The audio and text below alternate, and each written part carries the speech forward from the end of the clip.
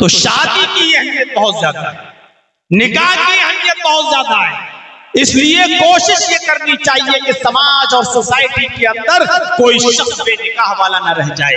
समाज को कोशिश करना चाहिए। 25 साल 26 साल 28 साल उम्र हो रही है, अभी तक शादी नहीं कर रहा, पूरे गांव वालों को इसकी फिक्र होनी चाहिए कि इस लड़के से खतरा है। समाज के लड़कियों को, सोसाइटी में रहने वाली बच्चियों को, और जो लड़की 20, 22, 25 साल की हो चुकी है, शादी नहीं हो रही है, गांव वालों को सोचना चाहिए कि इस लड़की से भी फितना है। इसलिए जहां तक हो सके लड़के और लड़कियों का जल्दी से निकाह करवाया जाए और पूरा समाज कार्य खैर में इस नेक काम में जुट जाए। जहां तक हो सके लड़कों के लिए लड़कियों का, और लड़कियां जो जवान हो चुकी हैं उनके लिए लड़कों का इंतजाम किया जाए और उनका निकाह कराया जाए। समाज में जितने लोगों का निकाह हो जाएगा और जितनी जल्दी निकाह में हम करेंगे, हमारा समाज, हमारी सोसाइटी उतनी ज्यादा पाक रहेगी और उतनी ज्यादा मुतहर रहेगी और पाक और साफ रहेगी। समाज को पाक और साफ रखने के लिए जरूरी है कि नौजवान लड़के और लड़कियों की शादी कराई जाए। अल्लाह के नबी जनाबे मोहम्मद रसूलुल्लाह सल्लल्लाहु अलैहि वसल्लम ने फरमाया, नौजवानों को क्या हुक्म दिया, शादी का मकसद क्या है? या माशर शबाबी मन इस्तता मिनकुमुल बाह फलयतज़व्वज फइन्नहु अग़द्दु लिलबसर व अहसनु लिलफरज। क्या प्यारी बात कही अल्लाह के रसूल ने। यही मुआशरे की पाकी और सफाई है।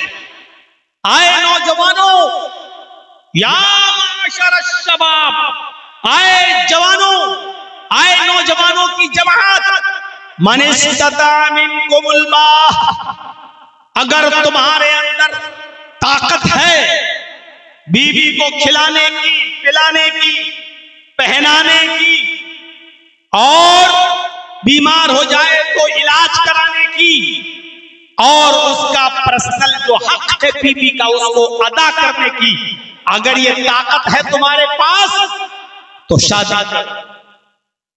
देखिए निकाह में क्या चीज बताई जा रही है, ये ताकत होनी चाहिए। बस खिलाने की, पिलाने की, बीमार हो जाए तो इलाज की, कपड़ा देने की, और उसका जो पर्सनल हक है बीवी का उसको अदा करने की। ये नहीं कहा इतना सोना हो, इतनी चांदी हो, इतने जेवरात हो, इतने कपड़े हो तब जाकर निकाह होगा, ये नहीं कहा, बल्कि जो चीज जरूरी है वो बताई। अलबाअत के अंदर ये चीजें शामिल हैं। कितनी? खिलाना, पिलाना, बीमार हो तो इलाज कराना, और कपड़ा देना, और उसका पर्सनल हक। अगर ये तुम अदा कर सकते हो फलयतज़व्वज, तो तुम निकाह कर लो। और उसके बाद निकाह का फायदा बता दिया।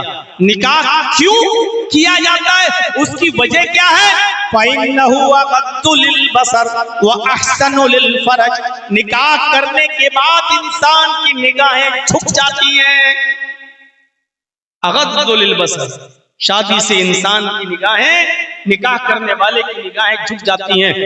मतलब समझ रहे हो उसका? इसका मतलब यह है कि जब वो शादी कर लेता है तो दूसरों की माँ, बहन और बेटियों पर गलत नजर नहीं डालता। शादियां करने से निगाहें झुक जाती हैं। कितना साफ सुथरा और मुहज्जब जुमला इस्तेमाल किया अल्लाह के रसूल ने। निकाह करने से, शादी करने से निगाहें झुक जाती हैं। निगाह झुकने का मतलब यह है कि कौम और समाज के अंदर जो लड़कियां, जो माएं, बहनें, बेटियां हैं, उनकी तरफ वो ताक झांक नहीं करता। फइन्नहु अग़द्दु लिलबसर, शादी करने के बाद निगाहें झुक जाती हैं। दूसरों की माँ, बहन, बेटियां उसके शर से महफूज हो जाती हैं। और दूसरा फायदा, वो अहसनु लिलफरज, और शादी करने के बाद निकाह करने वाले की शर्मगाह की हिफाजत भी होती है। यानी फिर वो गलत जगह पर मुंह नहीं मारता फिरता है। शादी के बाद ये पाकीज़ा रिश्ता उसके साथ हो जाता है। मेरे साथियों, गौर कीजिए निकाह पर कितना उभारा है। अभी आएंगी बातें आगे कि निकाह में क्या होना चाहिए और निकाह में कितनी सादगी होनी चाहिए और निकाह के अंदर जरूरी चीजें क्या क्या हैं। और हमारे समाज में 25 साल से ज्यादा का अरसा हो चुका है मेरे भाइयों तकरीरें करते हुए, और पूरे बिहार में यही वो जगह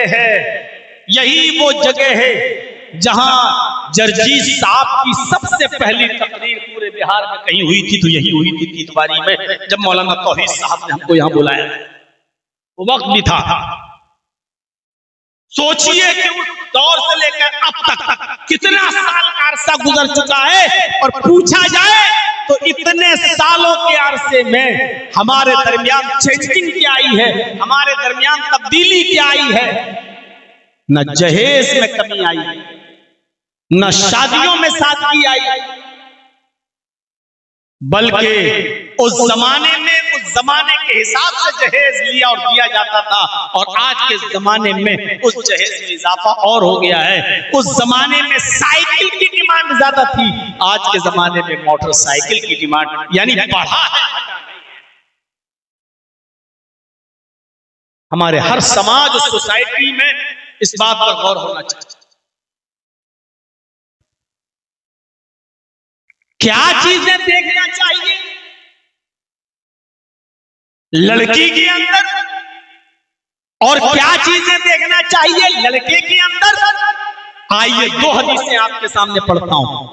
पहले लड़की के अंदर क्या देखा जाए, और दूसरी हदीस लड़के के अंदर क्या देखा जाए।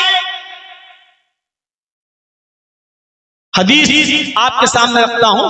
तुनकाहुल मरातुल अर्बईन लिमालिहा वलिहस्बिहा वलिजमालिहा वलिदीनिहा फज़फर बिदातिद्दीन।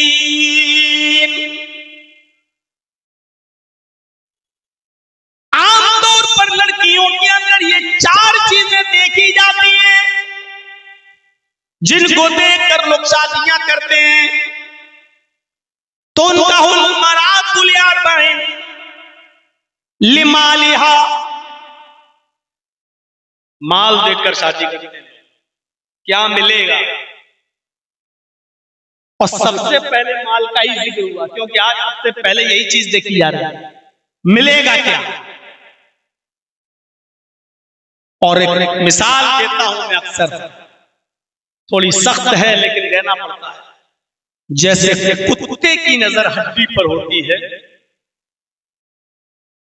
ऐसे ही कुछ लड़के के माँ बाप की नजर लड़की के बाप के माल पर होती है। आदमी जितना ज्यादा बूढ़ा होता जाता है, जितना ज्यादा मौत की तरफ जाता है, लालच भी उसके अंदर बढ़ती जाती है। या हरामो बनो आदम यशक्कु मिन्हु इस्तितान।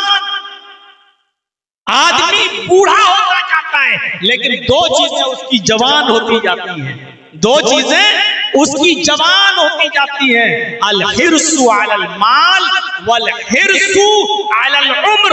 उसकी उम्र बढ़ जाए ये उसको बढ़ता, लालच बढ़ता रहता है, और 2-4 साल जी लूं। अल हिर्सु अलल माल, माल आ जाए मेरे पास, ये भी उसकी ख्वाहिश बढ़ती रहती है। तो ये पहली चीज बताइए। लड़कियों के अंदर आमतौर पर लड़की वाले में 4 चीजें देखी जाती हैं। पहली चीज बताई लिमालिहा, कुछ लोग होते हैं जो उसका माल देखकर शादी करते हैं। हमें क्या मिल जाएगा, जैसे कुत्ते की नजर हड्डी पर लगी हुई। वलिहस्बिहा, दूसरी चीज हस्ब व नसब देखी जाती है, कोई हैसियत नहीं इसकी। दूसरी चीज हस्ब व नसब, मैं खान हूं, लड़की भी खान है कि नहीं।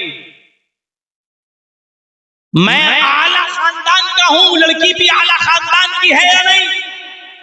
मेरा स्टेटस ये है, लड़की भी इस स्टेटस की है कि नहीं। मैं इतना पढ़ा लिखा हूं, लड़की भी इतनी पढ़ी लिखी है या नहीं। मेरा घर 5 मंजिल है, लड़की का घर भी इतना है कि नहीं। हस्बो नसब। और अल्लाह के नबी ने फरमाया अला कुल्लु शैइन मिन अम्रिल जाहिलियती तहता कदमैया मौजून। खुतबे हज्जतुल विदा में आपने फरमाया था, जमाने जाहिलियत की सारी चीजों को मैंने अपने पैरों से रौंद डाला, अपने पैरों से कुचल डाला। अब जमाने जाहिलियत की कोई भी चीज अब राइज नहीं की जाएगी, लेकिन अल्लाह के नबी ने यह भी फरमाया अरबउन फी उम्मती मिन अम्रिल जाहिलियती ला यतरुकुनहुन्ना, 4 चीजें मेरी उम्मत के अंदर ऐसी हैं जो जमाने जाहिलियत से आई हुई हैं, लेकिन मेरी उम्मत उनको नहीं छोड़ेगी। है तो वो गंदी, है तो वो बुरी चीज, लेकिन मेरी उम्मत उन्हें नहीं छोड़ेगी। 4 चीजों की तरफ इशारा फरमाया था अरबउन फी उम्मती मिन अम्रिल जाहिलिया। 4 ऐसी चीजें हैं जो जमाने जाहिलियत की हैं, जो जाहिलियत के जमाने से चली आ रही हैं। मैंने उनको अपने पैरों से रौंद तो डाला, लेकिन मेरी उम्मत उनको छोड़ेगी नहीं, मेरी उम्मत उनको तर्क नहीं करेगी। यानी कयामत तक मेरी उम्मत के अंदर वो 4 चीजें पाई जाएंगी, लेकिन ये मैंने अपने पैरों से रौंद दी हैं। आपने फरमाया अल फख्रु फिल अहसाब, पहली चीज हसब में फख्र करे, अल फख्रु फिल अहसाब व तानु फिल अंसाब वल इस्तिस्काउ बिन नुजूम वन नयाहतु। ये 4 चीजें बताई जो जमाने जाहिलियत से चली आ रही हैं और मेरी उम्मत में भी चली आएंगी, इनको कभी नहीं छोड़ेगी मेरी उम्मत। उनमें पहली चीज हस्ब व नसब।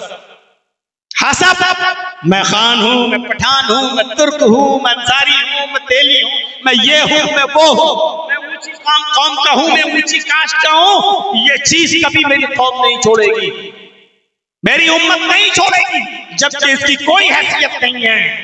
अला तकवा, अल्लाह के यहां से तकवा देखा जाएगा, कौम नहीं, नसब नहीं, हसब नहीं। और दूसरी चीज जो मेरी उम्मत नहीं छोड़ेगी वह तानु फिल अंसाब, नसब के अंदर ताना देना। अच्छा वो, अरे मैं उसके साथ शादी करूंगा, अरे नहीं नहीं, अरे वो तो फकीर बिरादरी का है, अरे वो तो मियां बिरादरी का है, अरे वो तो गिरी हुई कौम का है, अरे वो तो लो कास्ट का है, मेरी तो नाक कट जाएगी इतने बुरे खानदान में। वो नसब में ताना देगा, दूसरी चीज।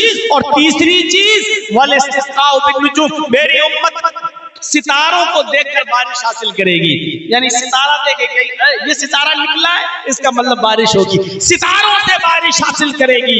ये तीसरी चीज भी मेरी उम्मत में नहीं छूटेगी। और चौथी चीज वह नयाहतु, नौहा करना और मातम करना, किसी के मर जाने पर मातम करना, रोना, ये मेरी उम्मत नहीं छूटेगी।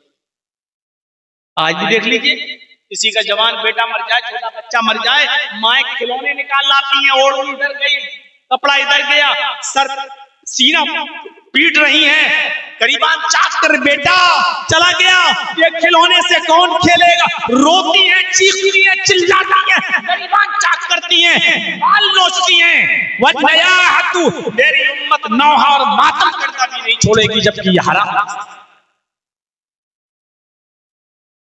तो ये 4 चीजें नहीं छोड़ेगी। तो वल हसद, 4 चीजें देखकर शादी करते हैं लोग लड़की के अंदर। लिमालिहा, पहली चीज क्या देखी जाती है, माल। दूसरी चीज क्या देखी जाती है, हसब व नसब, वल हसबिहा, हसब व नसब। और तीसरी चीज लड़की की क्या देखी जाती है, वल जमालिहा, खूबसूरती, खूबसूरत कितनी है, खूबसूरती देखकर शादी करते हैं। 3 चीजें। और चौथी चीज की तरफ अल्लाह के नबी इशारा कर रहे हैं, वलिदीनिहा, दीनदारी देखकर भी शादी की जाती है। 4 चीजें बताने के बाद आपने फरमाया फज़फर बिज़ातिद्दीन, ओ लोगों दीनदारी को तरजीह दो, ओ लोगों दीनदार लड़की को अव्वलियत दो, फौकियत दो, उसी को दर्जा दो। यानी ये 3 चीजें मत देखो। हाँ, किसी में 4 चीजें पाई जाए तो बहुत अच्छी बात है, लेकिन तरजीह किसको दो? ये नहीं कहा कि खूबसूरती मत देखो, ये नहीं कहा कि हस्ब व नसब मत देखो, ठीक है देखो, लेकिन अगर किसी के अंदर हस्ब व नसब नहीं है, अगर किसी के अंदर है आप खूबसूरती नहीं है, अगर किसी के अंदर माल, क्या क्या कहा, माल और दौलत नहीं है, देने की ताकत नहीं है, लेकिन अगर कोई लड़की दीनदार है तो फिर 3 चीजें मत देखो, दीनदारी देखो और दीनदारी को मायार बनाओ, और इसी दीनदारी को देखकर अपने बेटे का निकाह उस बेटी के साथ, उस लड़की के साथ कर दो। लड़की के अंदर दीनदारी देखो, बस पर बिदाती दीन को तरजीह दो। हजरत उमर फारूक का वो मशहूर वाक़या आपको मालूम होगा। हजरत उमर फारूक रात की तारीकी में गश्त कर रहे हैं, रात के अंधेरे में निकल कर जा रहे हैं, देखते हैं कि किसके घर में चूल्हा जला, किसके घर में चूल्हा नहीं जला। हजरत उमर फारूक रात में एक घर के पास से गुजरे जहां एक बूढ़ी औरत की आवाज आ रही थी, और वो बूढ़ी औरत जोर जोर से कह रही थी अपनी बेटी से कि बेटी उठो, बेटी उठो, अंधेरा है, इस अंधेरे का फायदा उठाओ। हम लोग दूध का बिजनेस करते हैं, दूध बेचते हैं, इसलिए दूध में पानी मिला दो, बेटी उठो, दूध में पानी मिला दो।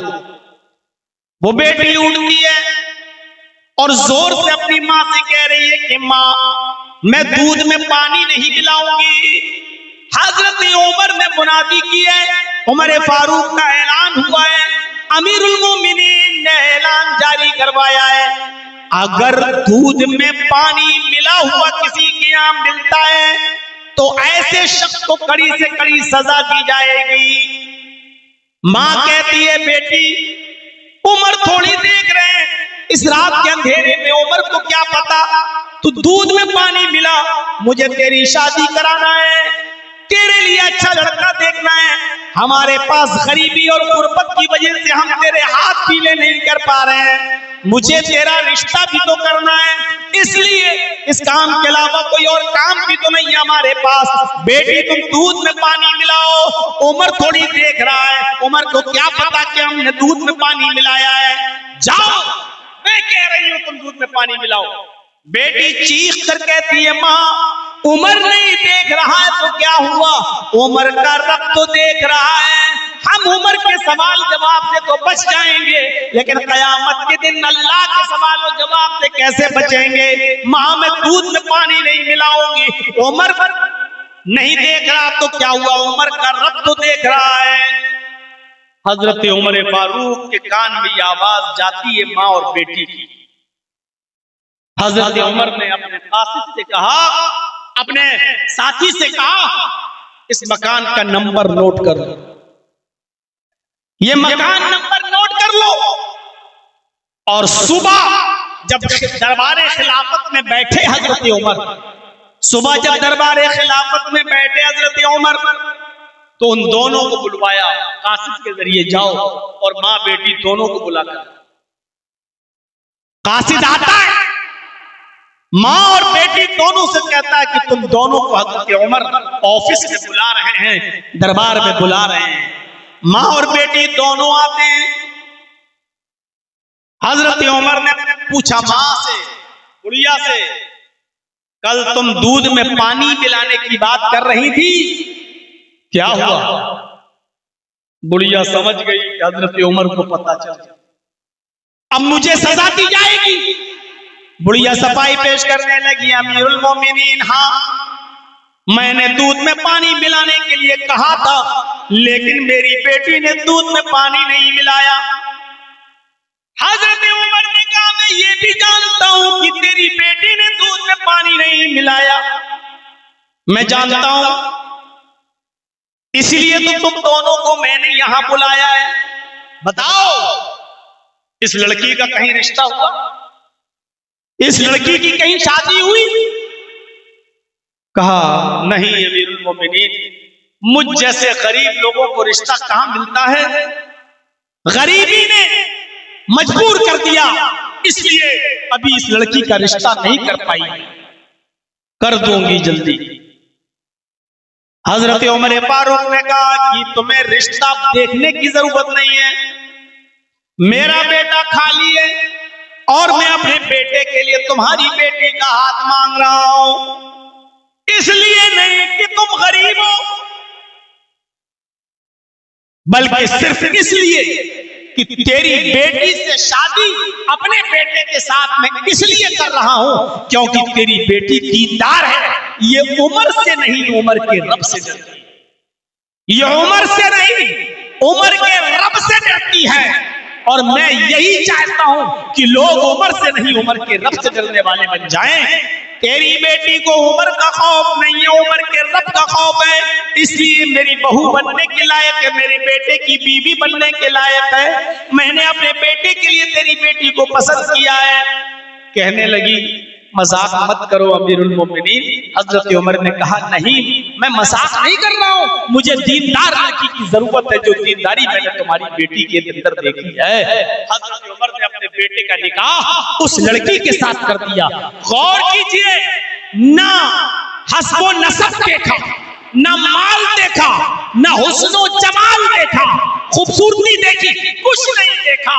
सिर्फ ये देखा कि वो लड़की उम्र से नहीं, उम्र के रब से डरती है, दीनदार है, अल्लाह वाली है, नेक है।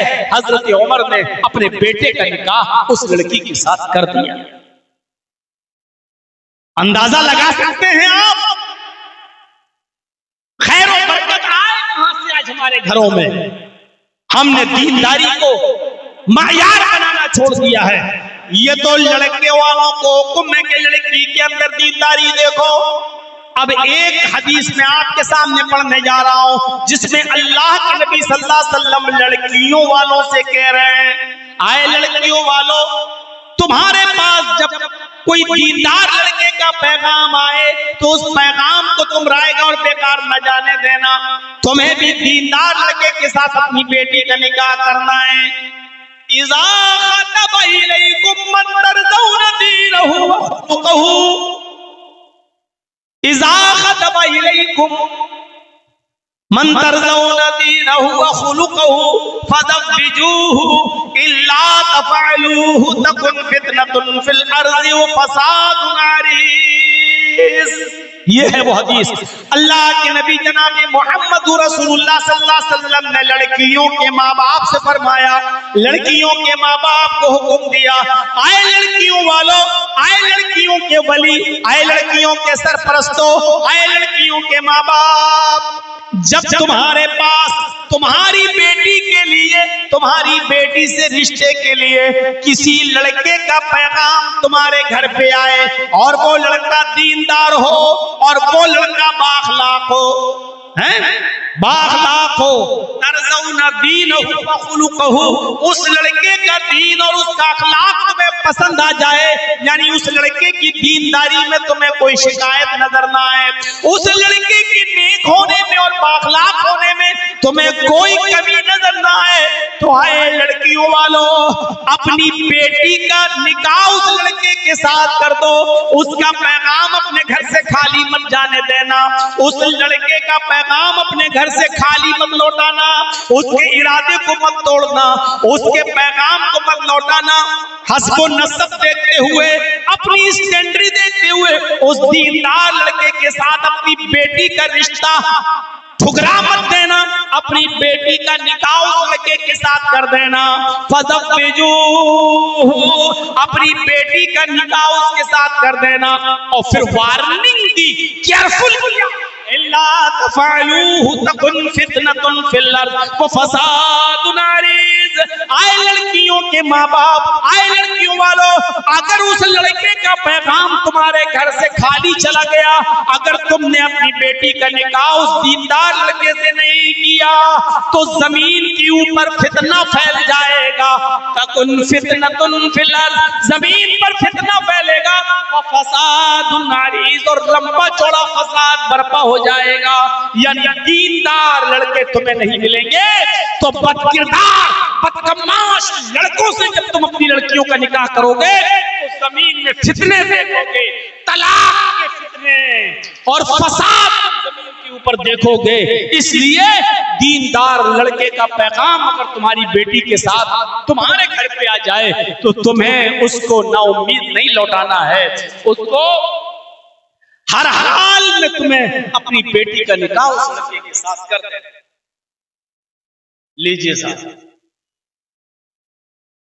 कितना हुक्म है लड़कियों वालों को अब साहब कहोगे हाँ लड़का तो नेक है, नमाजी है, ताज्जुद गुजार है, बहुत अच्छा है, अखलाक भी अच्छा है, लेकिन मेरे स्टेटस का नहीं है। मेरी लड़की इतनी पढ़ी लिखी, उस आदमी के साथ निकाह करेंगे? इसके साथ गरीब है, हम इसके साथ निकाह नहीं कर सकते। अगर उस लड़के की दीनदारी तुम्हारी समझ में आ रही है, अगर उस लड़के का अखलाक समझ में आ रहा है, तो उसका पैगाम लौटाने का कोई हक नहीं है। इल्ला तफअलूहु तकुन फितनतुन फिल अर्ज़। अगर तुमने ऐसा न किया और पैगाम लौटा दिया, अपनी बेटी का निकाह उसके साथ नहीं किया, तो जमीन में फितना फैल जाएगा। तो फसाद नारीज और लंबा चौड़ा फसाद।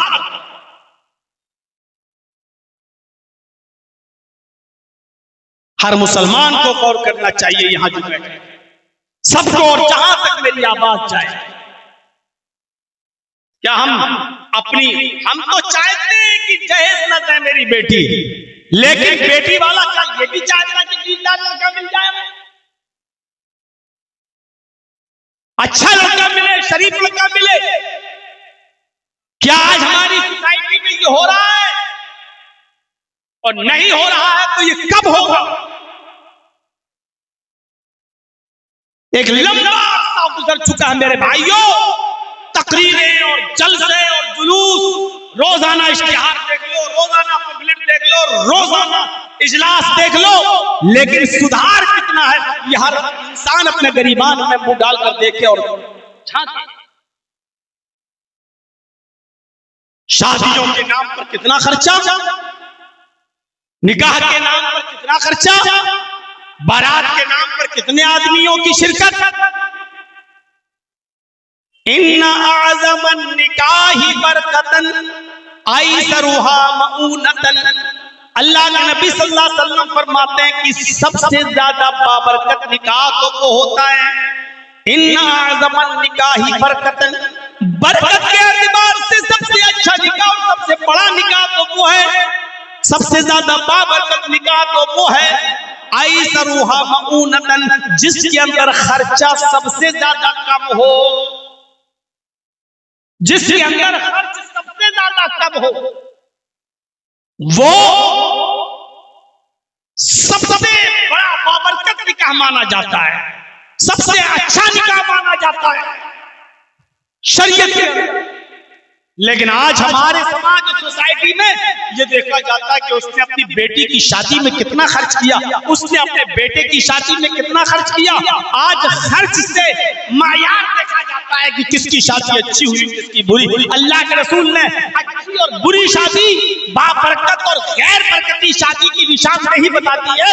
आपने फरमाया इन्ना आज़मन निकाही बरकतन आइसरुहा मऊनतन, बरकत के एतबार से सबसे अच्छा निकाह वो है, सबसे बड़ा निकाह वो है, सबसे बाबरकत निकाह वो है जिसके अंदर खर्चा सबसे ज्यादा कम हो। यानी जिस शादी में खर्चा जितना कम होगा वो उतना ही बाबरकत निकाह होगा। इसका उल्टा मफहूम अगर आप निकालेंगे तो इसका उल्टा मफहूम ये निकलेगा, जिस निकाह में खर्चा जितना ज्यादा होगा वो बरकत के एतबार से उतना ही खाली होगा।